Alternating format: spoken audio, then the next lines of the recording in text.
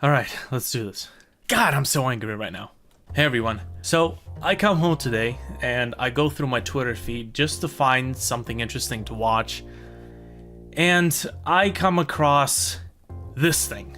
Hey streamers and YouTubers, with that shit G2A is pulling right now, please understand why G2A is terrible for video games. Any stinky that appears on G2A were not authorized for sale by the dev, and are actively harming the dev, who sees $0 from the sale. They are pricks!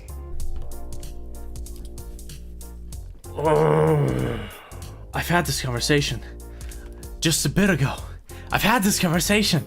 The amount of misinformation that comes with that statement is mind-boggling, and the fact that these people are spreading it across. This guy has 17,000 followers. The fact that these people are spreading this misinformation is okay. So first of all, the message is always the same, tweet to tweet. And whenever I see this, it's always in a bad light. And there are people who usually comment who defend G2A who are genuinely there to tell what the platform is supposed to be like, what the platform is like. But of course, it's Twitter and internet and, everybody knows everything and nobody cares about what you have to say. But, I have to do my part. So the way G2A works is, for those of you who don't know, it's basically a third-party reseller system. They've been lately trying to push more legit key selling procedures in place. Like they actually started doing third-party games. They actually sell keys to third-party games upon launch, and this is actually how I got my copy of Fallout 4 when Fallout came out in the first place. So G2A themselves do sell keys, but what they also do is they allow third-party sellers to sell their extra keys for getting some profit. This is a small note that I wanted to add, and I'm actually editing this right now. Is that somebody brought this very good point. Is the keys that you get on G2A and sites like that are actually very similar to the used games that we used to get when we would buy the game physically. Like GameStop and EB Games, they would sell they would have the crates full of 360 original Xbox games. When the 360 came out, now they have crates of 360 games with Xbox One and Xbox One X. So in that sense, with the PC market, the G2A keys, or keys you get for super cheap after the game's been out for a while, and that's talking about specifically about those games, the ones you can get for like $1, the ones that cost maybe 60 or 30 when they came out long ago. This is a lot like the used games market at this point. So for example, say I got myself a Humble Bundle for, whatever, 15 bucks. I got all the games that's on that bundle. Let's say that this was some sort of like a survival crafting bundle. So it would have games like Minecraft, it would have 7 Days to Die, it would maybe have Subnautica, maybe, Roblox, all the survival games. The Forest, Don't Starve, Rust, Ark, Daisy, Long in the Dark, 7 Days to Die, Con and Exiles, This War of Mine, Scum, How to Survive, Unreal World, Stranded, Project Zomboid, No Man's Sky. There's a lot of survival games out there. So anyways, back to the point. Say I have some of those games in my Steam account. Now, Humble Bundle doesn't deliver games directly to your Steam account. It actually gives you the Steam keys, which you can redeem at the Steam store, and thus you get the game to your Steam, added to your Steam library. Now, what if I have some of those games, right? Are they just gonna sit there? Well, I could give those keys away to my friend, or my brother, whoever. I could donate them, I could run, a little giveaway on my channel. I could do anything with them. Those keys have been prepaid. I've already purchased them off of Humble Bundle. So as one of the solutions that I could do is I could go ahead and sell those keys on G2A. And this inherently is what G2A is supposed to be about. This is you having extra keys and you being able to get some of that money back. Now, G2A over the years has evolved into a pretty significant marketplace, and I'm guessing that is pissing a lot of people off who have not thought of that idea before them. I see this kind of shit on Twitter all the time. They're walking around with a big flag, screaming at top of their lungs that G2A is this evil corporation that is stealing all these game keys and selling them for profit. Ooh, ooh, ooh. Kind of think of it, I do have a flag. 1 second.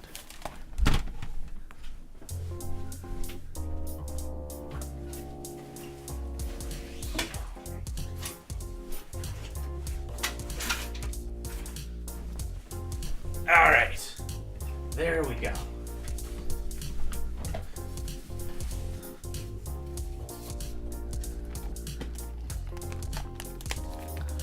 G2A is stealing. Oh, Jesus Christ. G2A is stealing all the keys from the... Some of you might wonder why I have a German flag. This was actually back when Germany completely ass-raped Brazil at football. Football. Get it right. And I was rooting for Germany from the start. And I don't know. I have a fascination with Germany. Even going as far as trying to learn German language with Duolingo. Great app. Highly recommend. Not sponsored. So I see these tweets blowing up all the time. And the problem is that they're just not true. Anytime that I engage with these people, their first argument is that, oh, you know, they're selling all these keys illegitimately. No, they don't. For the fairness of the argument, I'm just talking about an average Joe who has extra keys, who just wants to get rid of them because he already has the game, so he's not interested in the games. That sort of scenario.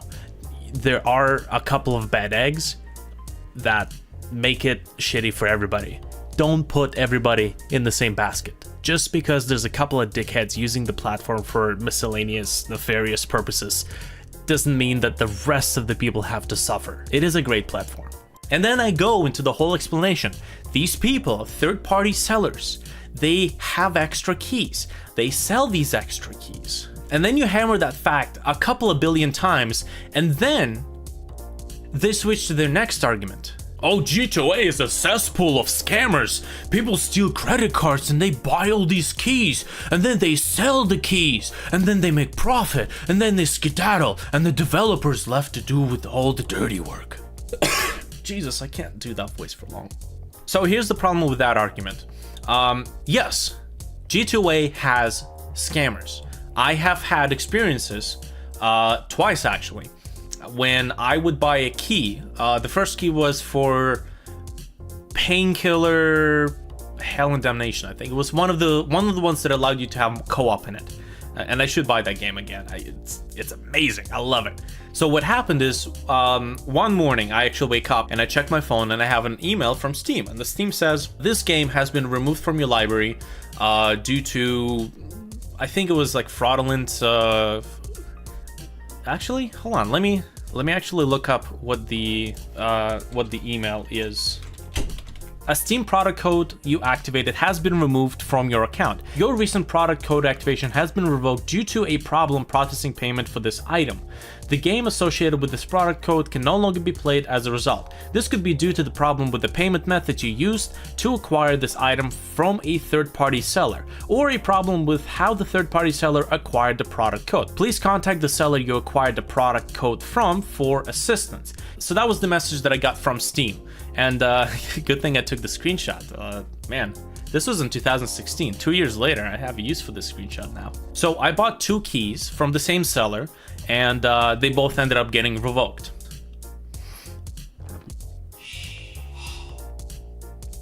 Maybe setting my phone notification to the Age of Empires 2 citizen spawning sound effect was not such a good idea. That thing freaks me out.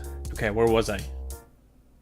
Right. So this was my first experience at getting a fraudulent key, or getting a key that was involved in a fraudulent transaction. So I talked to the G2A staff, and the G2A staff have refunded me both transactions. This is me as a consumer talking. And even though that happened, the most important part is that G2A was on top of their game with figuring this thing out. And now this is usually the point where these people are introducing the third argument. Well, this is what G2A is making money on. They sell you the extended shield protection so that if you do get scammed, you still have paid that protection, that security, in order to have the issue be dealt with. No, you don't.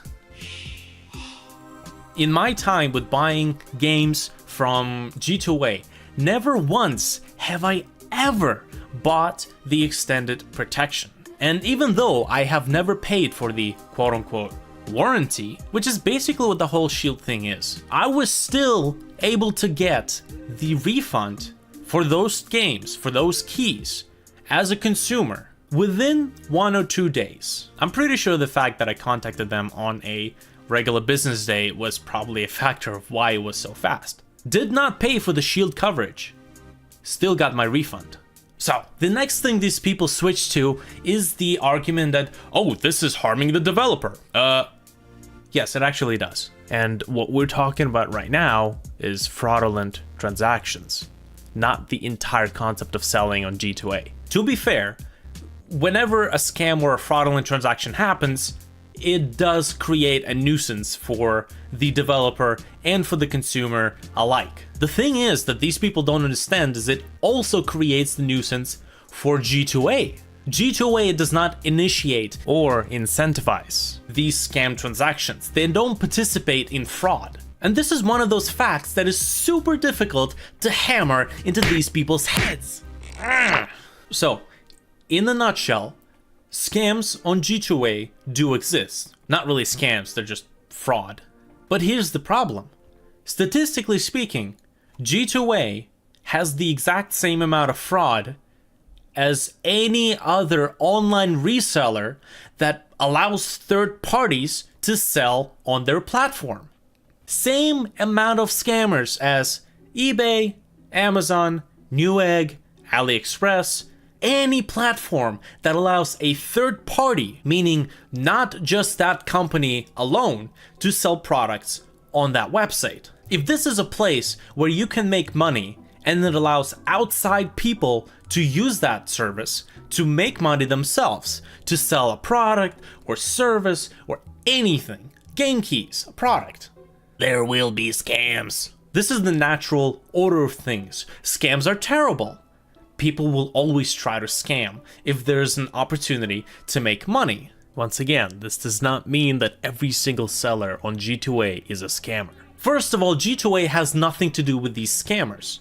They offer a platform for legitimate folks to sell their game keys. And if you do a little bit of market research, you track the game sales like you would, let's say, stock, you could make a buck or two, let's say, buying the games when they're on sale and selling them when they're not on sale for just a little bit more. Congratulations, you now know how the stock market works. And this is actually one of the most common things you can do on G2A. It doesn't mean that every single third-party user on the platform is doing it, and neither is it illegal to do so. I can go to a supermarket, buy myself a bag of potatoes, and sell those potatoes to my neighbor at a markup.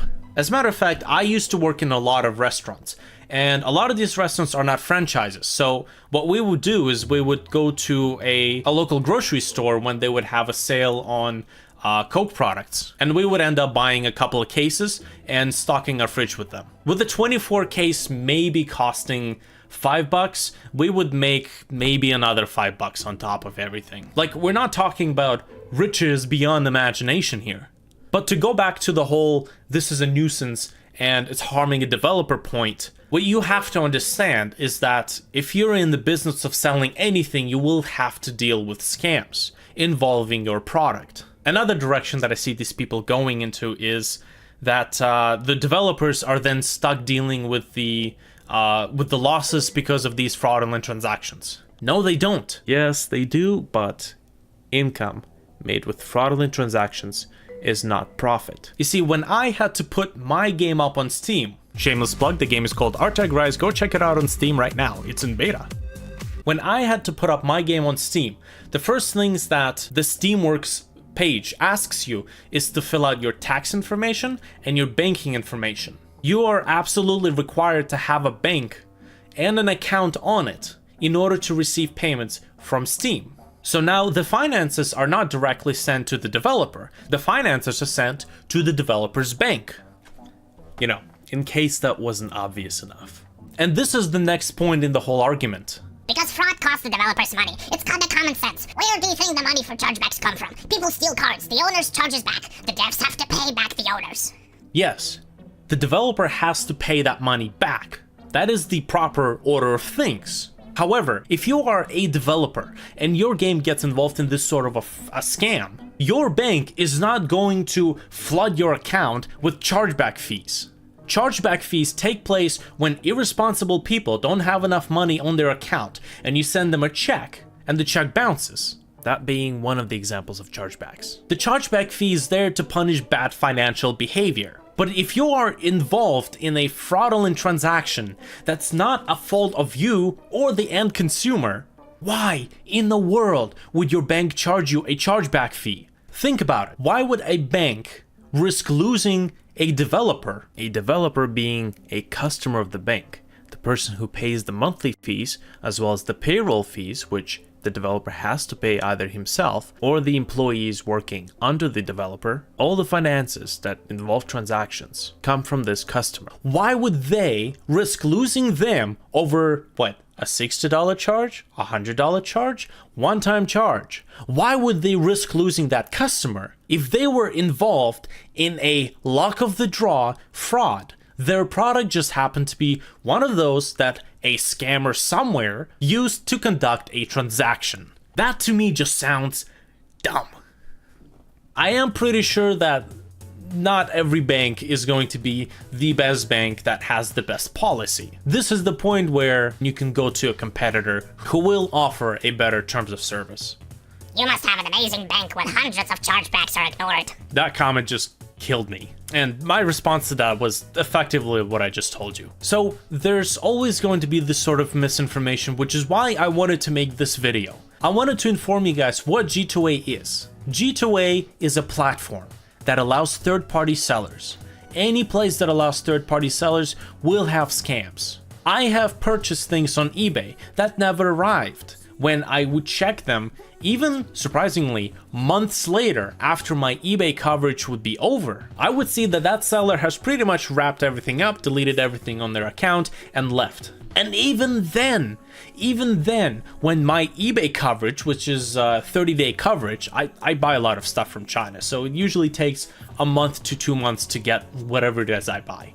Even when eBay coverage was done, eBay customer service has told me that I could contact PayPal, who would open a transactional investigation. And these investigations are, as far as I know, I think are covered up to 6 months. So they basically told me we have a week to contact the seller. If they don't respond or they don't initiate some sort of a, recall, maybe a refund, we are going to step in and basically the whole case will be closed in your favor, me as a consumer. And a week later, lo and behold, my $11 for that capture box. What was I thinking? $11 for an HDMI capture card did appear in my bank account. So here's the deal. Frauds will exist. If G2A did not have a system in place for dealing with that, then everything that people complain about on Twitter would be absolutely true. But it doesn't. It doesn't not have a refund system. Yeah, I didn't write this. G2A, as far as I'm concerned, and I shop in Canada, has an excellent customer support system, and out of the 2 transactions out of about 100 others that I've purchased, only 2 of them were fraudulent, and I got my money back on both of them without paying the shield coverage. The thing these people don't understand is that if you want to run your business in US, and you don't have to be located in US, but if you have to sell it online, you have to provide a legitimate way for refunds. This obviously depends region to region, but even if this was in Zimbabwe, G2A stands to lose a customer who constantly spends money on their store. It just makes no sense. The last thing that I see people say is that G2A has keys on their store that the devs did not authorize to sell. And because of that, these keys are not paid for, and the developers don't get any sales from them. This is once again a huge pile of misconception of how online game keys work. Online game keys, like Steam keys, don't just poof out of nowhere. Steam keys come from Steam, and I know this because I can create and destroy Steam keys on Steam. Now, usually when you buy a game on Steam, it goes directly into your Steam box. It's just the game is purchased, the game is now in your Steam account. In the background, there technically is a key that is attached to your account, but you never get to know what that key is. It is purely there for the developer to identify game instances, so they can refund or they can manage keys, they can send keys. For example, like with these transactions, these fraudulent transactions. They effectively make the key invalid. The keys that end up on G2A, that is, the keys that are sold by third parties, not G2A themselves, are keys that have been purchased from other third-party sites, like Humble Bundle. As I said, Humble Bundle does not have access to your Steam account. They send you the key, which you then activate. But how do you get that key from Humble Bundle? Hint, hint, you buy it. That money has already gone to the developer on behalf of Humble Bundle. These keys don't generate out of thin air. Either the developer issues them, the Steam issues them automatically, in which case you never get to know what the Steam key is in the first place, or you as a developer create a package of Steam keys, for example for Humble Bundle, and then you send that packet of Steam keys to the guys at Humble Bundle. They then manage those Steam keys on their end. These keys don't just spawn into existence by some hackers. There has to be a money transaction involved in order for the end user or a third-party reseller to get their hands on the key.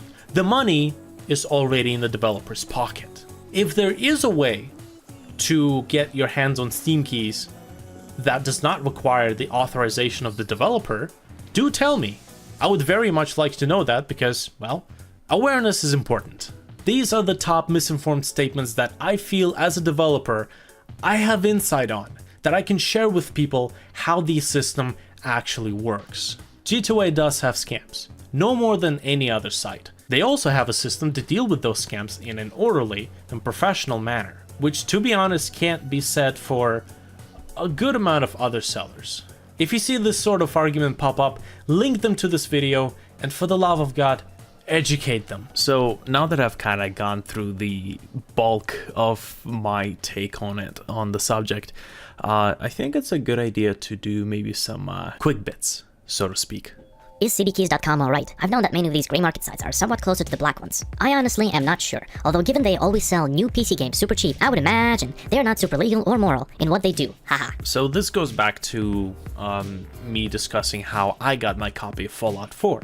And it just so happens that I got my copy via G2A. It still cost about $45 after tax and whatever processing fees. It was still about, $50, so I didn't really save all that much on it in either case. However, the main question is, do you think that Bethesda releasing a game like Fallout 4, a huge title after it's been years since Fallout New Vegas, do you think Bethesda would fuck around with illegitimate sites? I think it was Bethesda's decision to put up the game on the Golden Joystick, the G2A, all these other sources where gamers might want to get their games from. It just meant more exposure, more PR. Something tells me that Bethesda might have even made more money by working with these sites like G2A just to spread their coverage. Because once again, do remember, the Steam keys you got off of G2A to get Fallout 4 came from Steam, which means that Bethesda authorized the creation of those keys and the distribution of those keys to G2A. Let's just say it, we have a problem in the game industry about constantly cutting prices down to 80%. It creates the sense of no value. Rami, I think, talked about this, I believe, refusing to lower nuclear throne. So this is actually kind of interesting, and it's true. Generation, that's basically the generation after you and me, or you and I.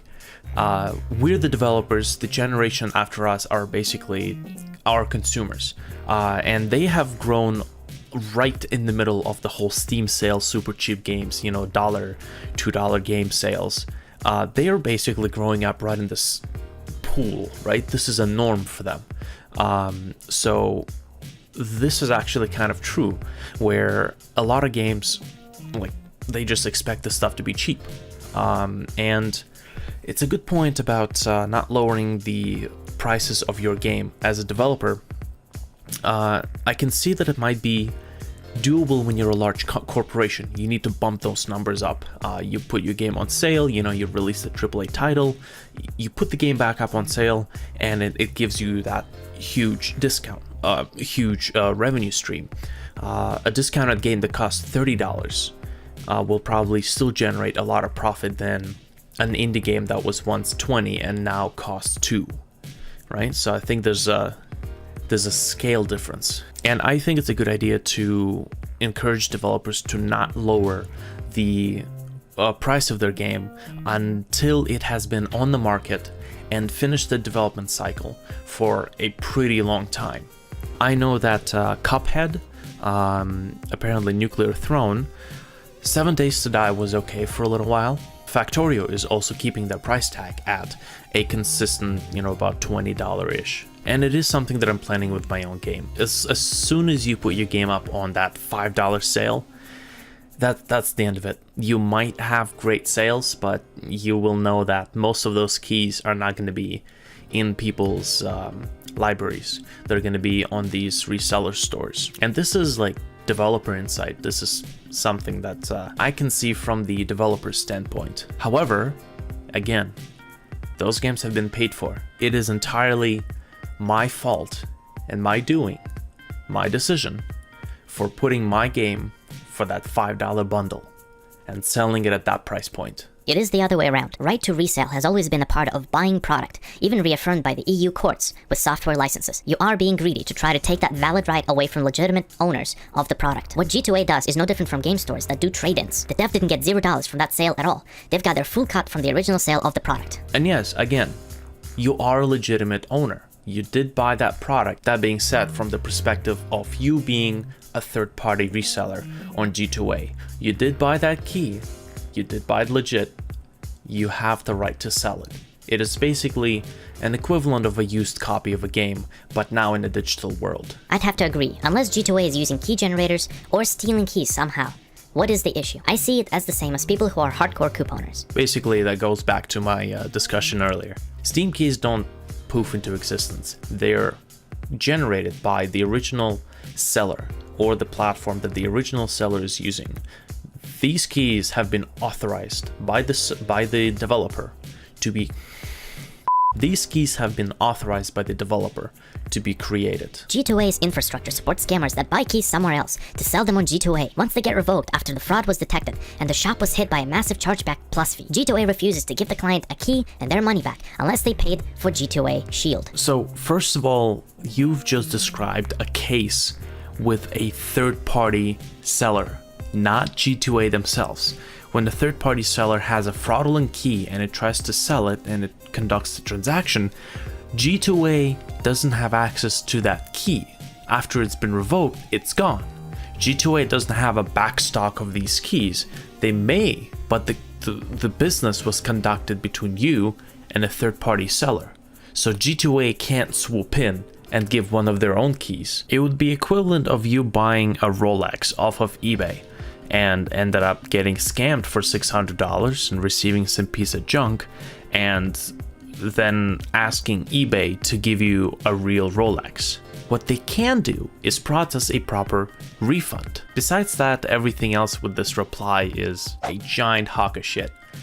I have never paid for the G2A Shield license, and I still got my refund. And the staff in the customer service were more than professional. The thing is that it would not be legal for G2A to operate in US and Canada, and I'm in Canada.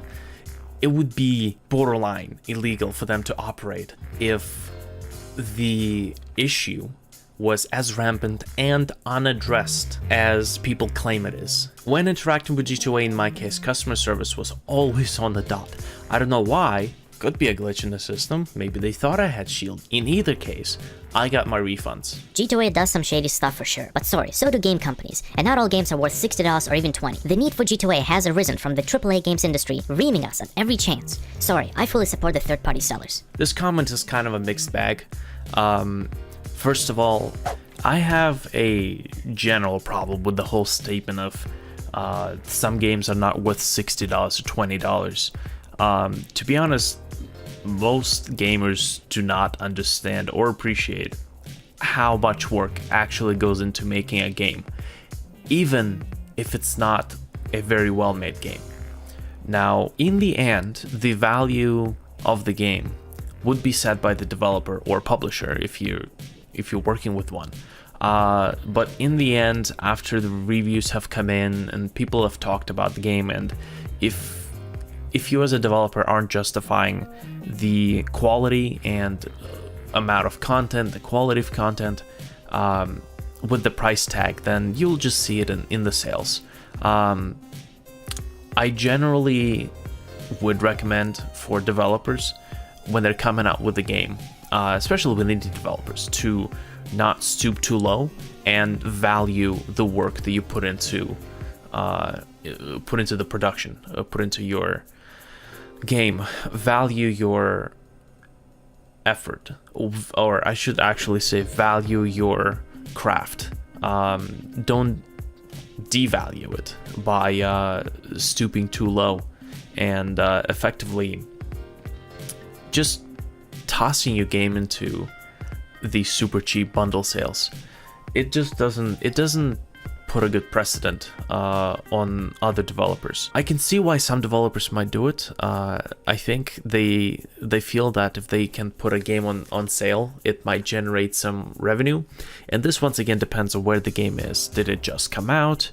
Was it out for a week, a month? Has it been out for a few years and they just want to squeeze that last little bit out of it? So it really depends on what the game is. But in my personal opinion, if the game came out fairly recently and it has good quality to it and people are going that it's not worth $20, then to me that's just a sign of a cheapskate, and these people just exist. That's just the way it is. I do agree that game companies have been implementing systems that are more oriented towards prolonged profitability of the project. And as a developer, I can see that and I can relate to it. To be honest, the games up until this point have been in the same state as the movie industry. You make the movie, you sell the ticket, that's it. The introduction of microtransactions it makes for a much more viable monetary system that doesn't make a game into just a one-off transaction. It turns the game into a money-making machine, which, believe it or not, this is, from the standpoint of the business, this is what you should strive for. Now, there's a lot of different opinions on that, because then you have the clash of making a good experience versus making a highly profitable project. The few games who have found that happy medium are making a lot of money off of their games. But in all fairness, it has taken a lot of trial and error with a lot of AAA titles to find that happy medium for those few companies. But once again, we're kind of getting into the point where those few companies who have pushed it too far, basically being put in the same basket as the developers who are just trying to make a more sustainable monetary system with good experiences. I don't buy indie games from them, they need that revenue. But bet your butt I grab all the EA games I can for 10% value. This is again a misconception. Games that end up on G2A are already paid for. And the only reason that they are on G2A for $2 is because they have been sold on some other place, like, for example, Humble Bundle for $1. And they end up on Humble Bundle because the original developers have authorized it to go to Humble Bundle. These things don't just appear on the market forced to be sold at a cheap price. A developer actually approves that decision. Now, it is a good idea that, say, if the sale has ended and the game went from being $2 to being $5 or $10 or whatever it was, if you do want to buy the game and send that money to the developer, that is a totally noble deed, and good for you for doing it. Depends. Some, many, keys are bought with stolen credit cards. Chargebacks on these can actually cost the studio money, so it's often better to pirate. Okay, there is a lot of... This might actually be a troll comment. There's no way this is a genuine response. And they have a clause that says, if you log back in within 14 days of deleting your account, then the account removal process is cancelled, but the fucking confirmation email takes you back into your account, thereby locking you in. This isn't really relevant, but it's a confirmation email. What the fuck are you pressing into it? It's confirming your deletion. Just leave it be. I think this is just an attempt to pull rabbits out of your ass just to make a show.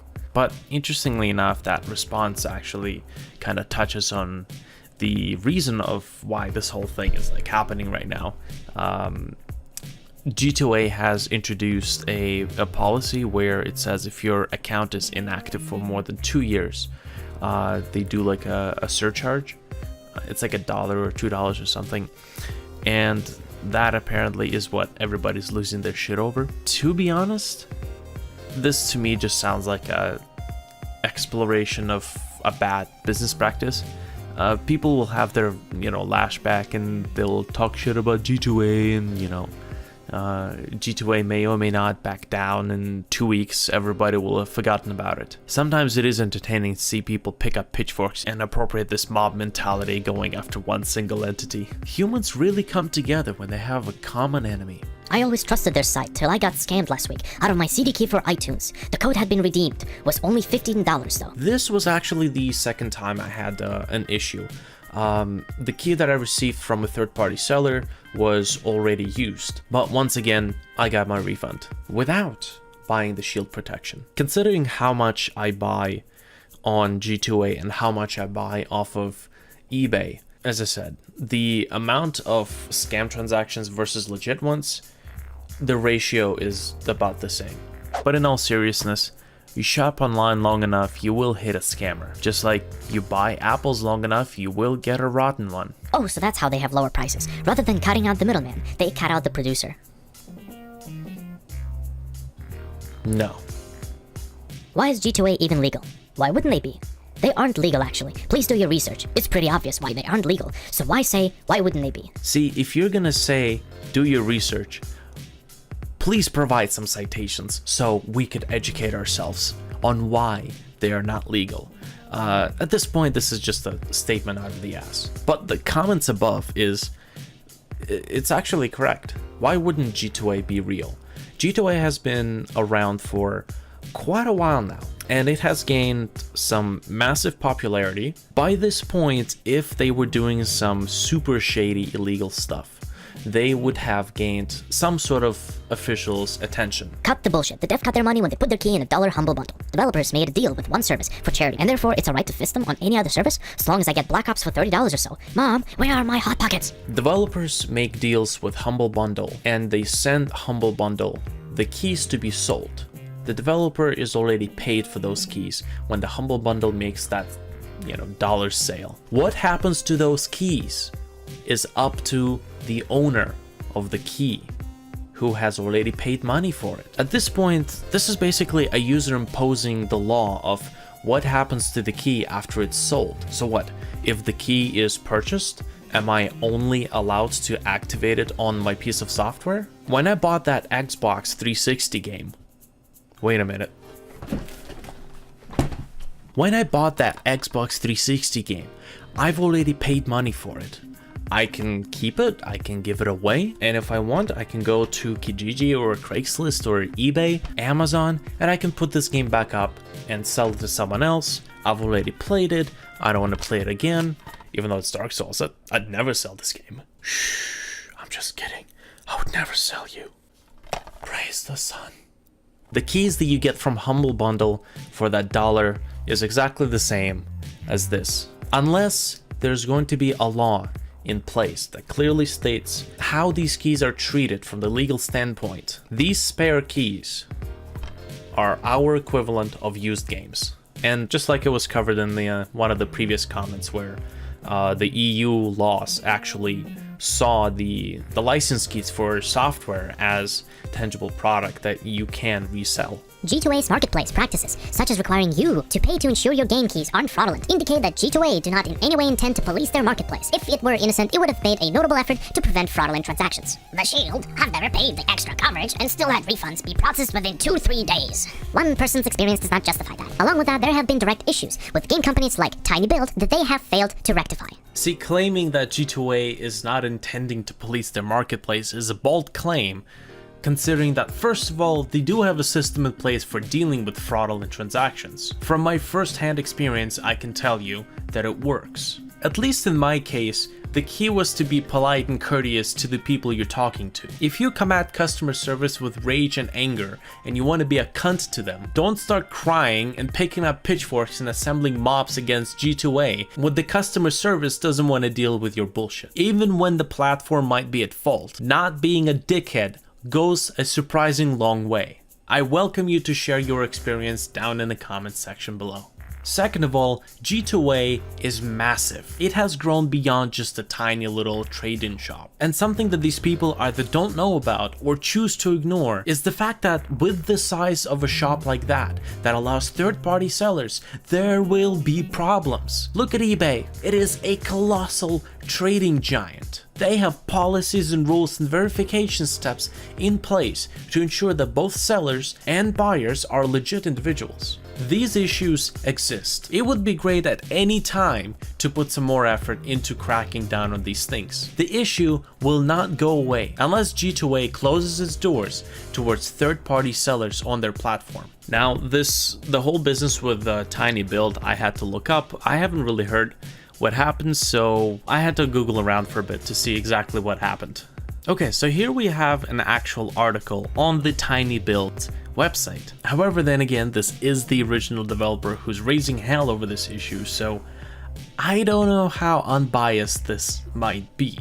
So let's actually look for another article. We'll come back to this one later. As Tiny Build learned when CEO Alex Nichiporchik began an investigation into how much of an impact G2A really has, he eventually received information indicating that the site had sold more than 26,000 keys for Punch Club, Party Harder, and speedrunners, collectively worth $450,000 at retail, for considerably less than half that amount. So just keep in mind that these calculations are done on the premise that these are the profits he would have gotten if you bought directly from Tiny Build, brand new, in a world where there are no second-hand digital games.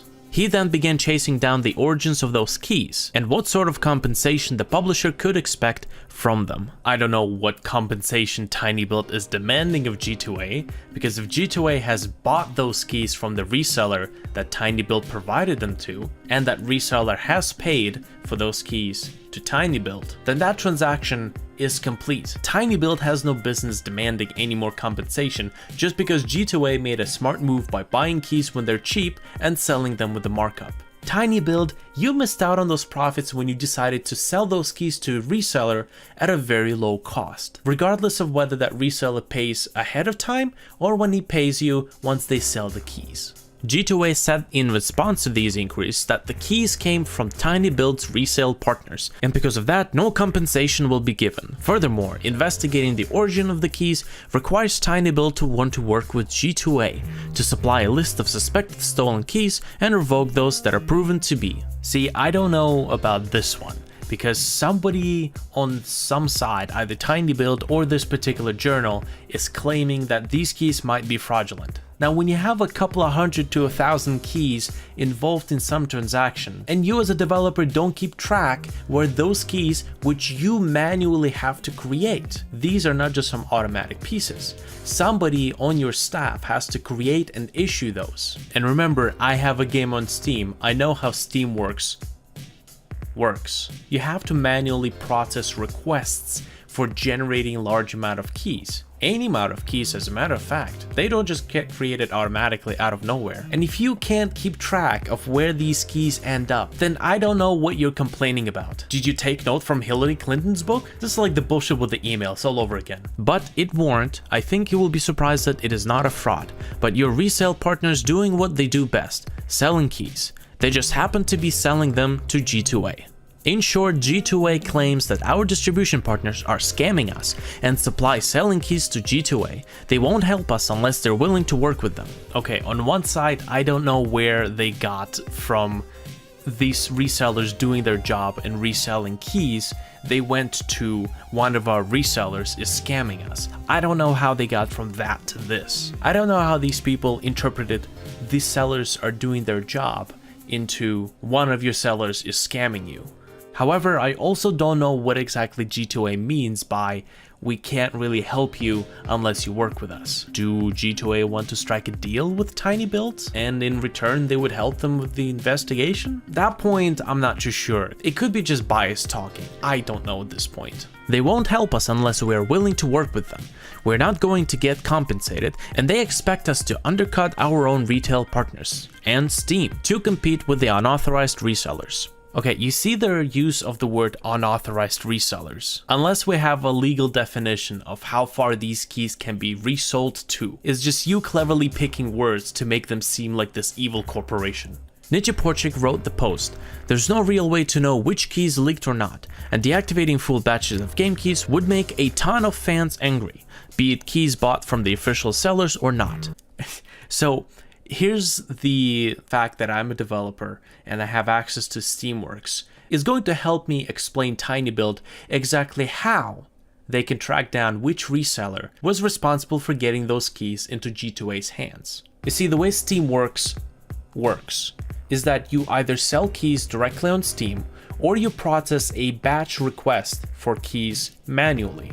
What happens then is that Steam reviews your application and it approves or declines the batch. And in this case, by the looks of it, you had no problems getting that approved. When you receive that batch of keys, they come in the form of a text file. If you open up that text file, it will contain all of your Steam keys. The key is to actually label which Steam keys goes to who. You can further break down that one package of Steam keys into smaller packs, and Steamworks provides you with tools to label those packs accordingly. So here's what you do. Provided that TinyBuild is claiming that one reseller has taken these keys and given them to G2A or sold them to G2A, and considering that we're talking about a massive amount of keys, that by this point is pretty established that this was a legit transaction, not a fraudulent credit card transaction. And realistically, if we're talking about this volume of keys, they're most likely being handled and purchased and resold by G2A directly. Then all TinyBuild has to do is go to G2A, buy one of those keys, go to Steamworks, download the package of all the Steam keys in these packs, and do a search query. If you find the key in this package, guess what? You have found that pack of keys that has been sold to G2A, and thus you can now track where that pack has went. Unless of course you're an idiot and you didn't mark anything, you just giving keys willy-nilly, in which case, shit man, what are you complaining about?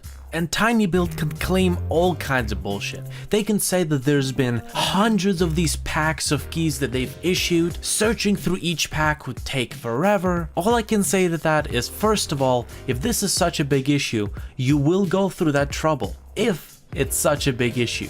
If all your claims are actually worth merit. And all this yapping even has a slight chance of succeeding. If all of that was true, you would have gone through the trouble to find those keys. And two, I can whip up a tool in PHP and MySQL in maybe about an hour. And I'm not the best programmer. You know who's a good programmer? You are. You have 3 successful projects. I as a developer have even yet to get to where you are right now. Hell, I could probably make something in Python. And I don't know Python inside out. This is just me Googling how to open files, Googling how to parse these text files for information, all of which is available on the internet. If this was a real issue, you would have found a way to locate the Steam keys. So this is where the main question is, how did G2A get those keys? Suppose TinyBuild generated a batch of keys for the games mentioned in this list. Either TinyBuild charges that reseller right away and the reseller pays for those keys, or TinyBuild sends those keys free and receives the revenue once the reseller sells the batch. In either way, TinyBuild still gets paid for those keys.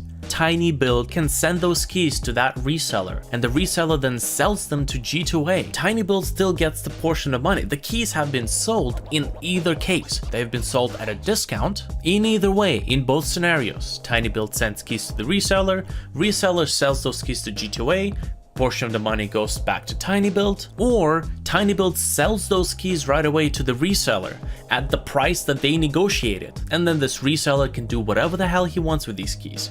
He can sell them at a markup himself, he can put them up, he can give them away, or he can sell them to G2A. TinyBuild's response to this is kind of weary. When they say, in short, G2A claims that our distribution partners are scamming us and simply selling the keys to G2A. Unless TinyBuild has a specific contract in place that says these sellers are only allowed to sell the keys to the end consumer, only on their store, then that reseller has had a breach of contract and TinyBuild can go after them. Now, it says here that TinyBuild has not been able to locate who the reseller was. So now that I kind of think about it, it's pretty safe to say that TinyBuild did not have any sort of contract in place, because then you would need to have the legal information of the reseller you're doing business with.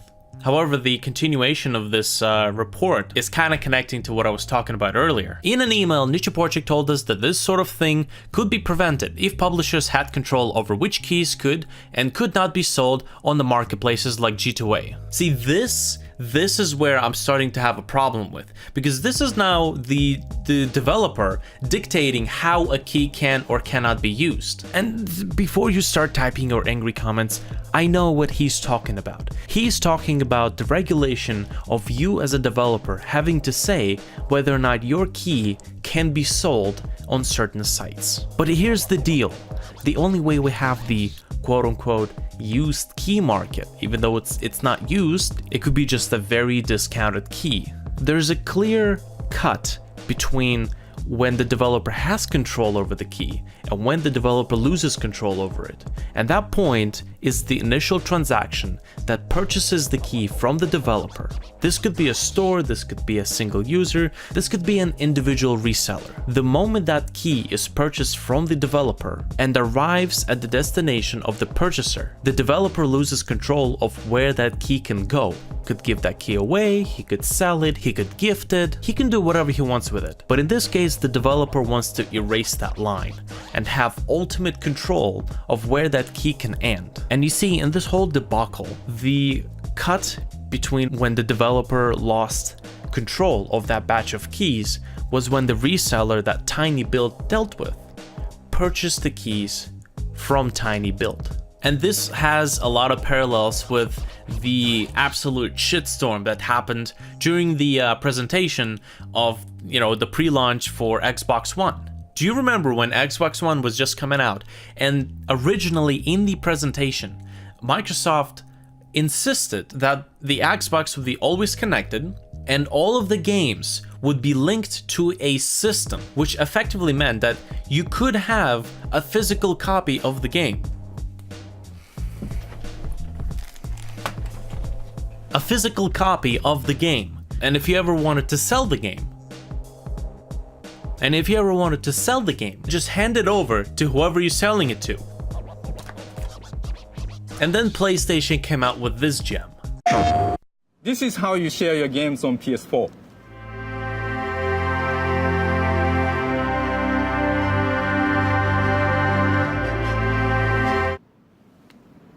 Thanks.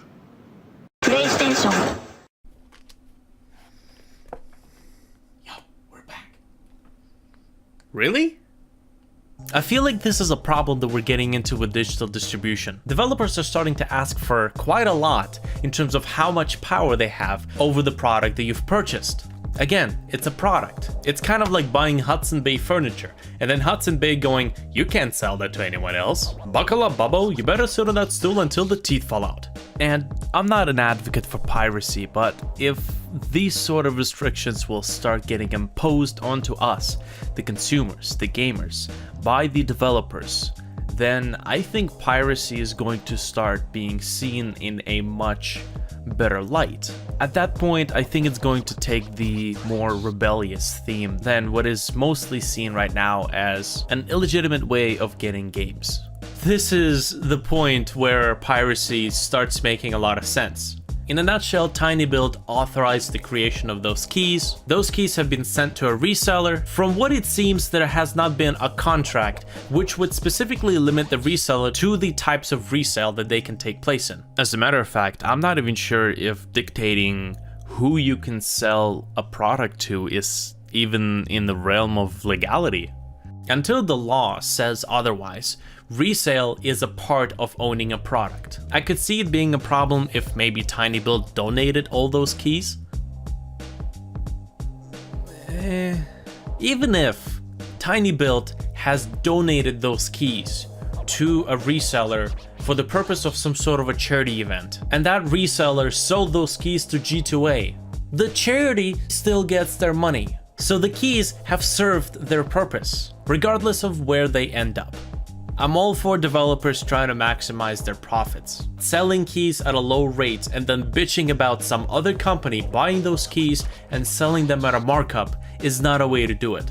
Effectively, this is TinyBuild crying over the profits that they could have had if G2A, having legally paid for those keys, provided they have legally paid for those keys, is making such great profits from selling them at a slight markup, then why isn't TinyBuild selling the game at the same price? If G2A selling those keys at their prices has made such a huge profit to have TinyBuild call them out, then why isn't TinyBuild selling them at the same price in the first place to make those huge profits? I'll tell you why.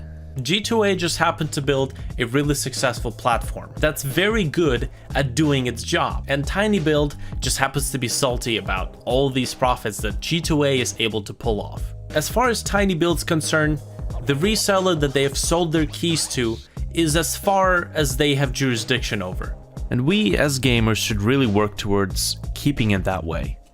And we as developers need to realize that there's a market that's not meant for us to sink our claws in. Unless they have decided to set up an agreement, the sale is done. They have gotten their money. What happens to those keys after the transaction is done should not be left to a whim of the developer.